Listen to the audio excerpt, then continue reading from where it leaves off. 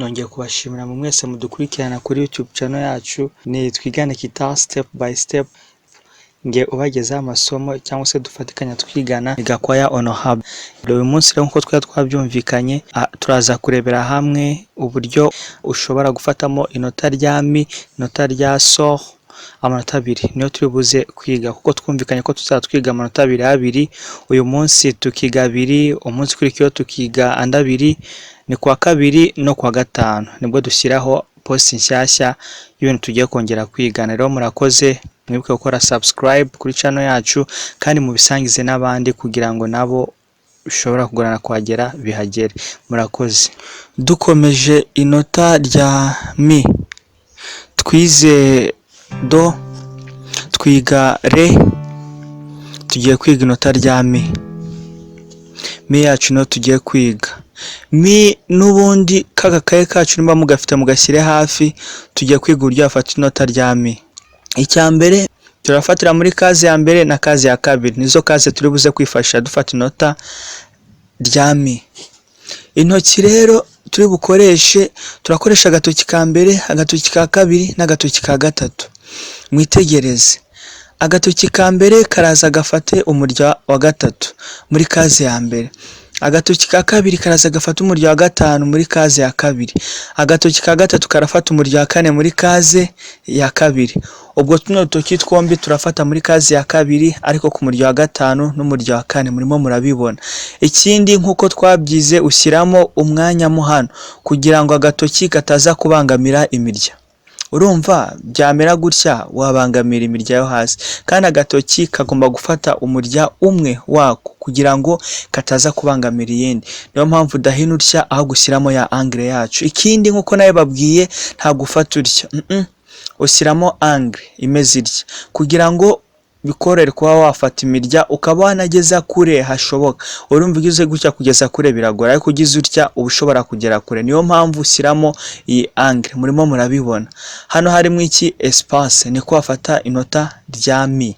Ikindi gikumwe cyacu muri kubona uburyo kimeze, ntago tuyifashe gutya, bifashe gutyo buri kubyica. Ufata urya ukubita umurya ku wundi,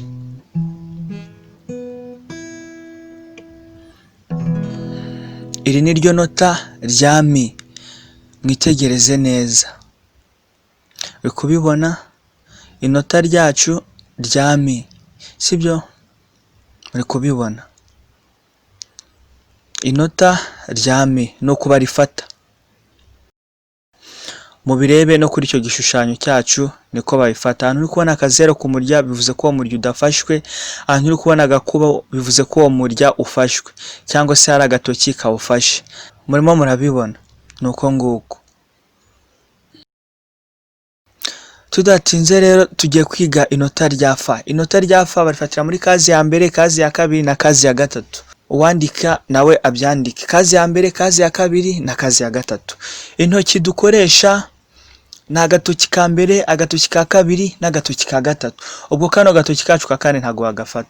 Uburyo rero bafatamo ni gute? Fa, agatoki ka mbere karaza kagafata iyi mirya ibiri yombi ko ari ibiri, ugatsindagira uhinemo. Ntufata utya, ufashe byakuvuna, uhinamo agatoki kacu gutya, sibyo? Agatoki ka mbere gafashe imirya ibiri, ugatsindagira pe.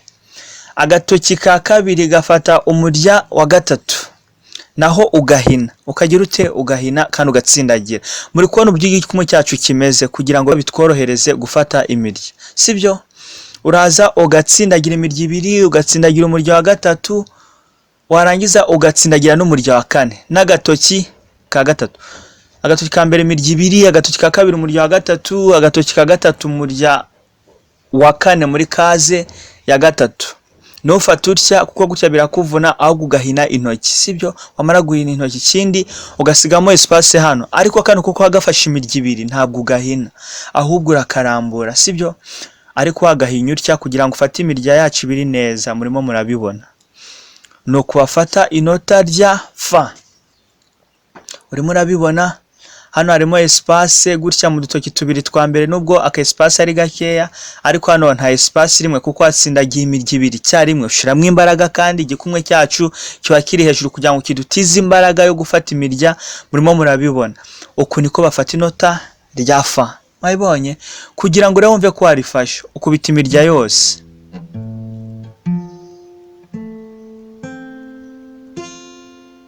Wabibonye imirya yose? Uri kubona ko gutya usomba ko wafashe iki inota ryacu neza. Kuba atabizi ubwo no gustraminga. Ikindi nuko iyo ufashe inota ryacu ryafa, ubundi imirya yacu ibiri twagakwiriye kuyikubita, twagakwiriye kubukubita guhera ku buryo wa kane kumanura.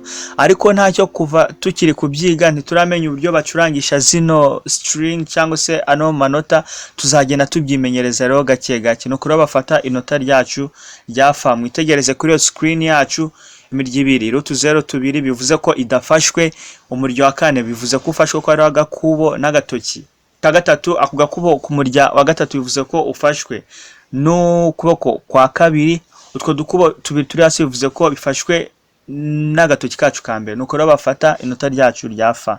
Ndabashimiye mu mwese rero mwadukurikiranye kuri YouTube channel yacu, twarimo twigana uburyo bafata mi n'uburyo bafata mofa.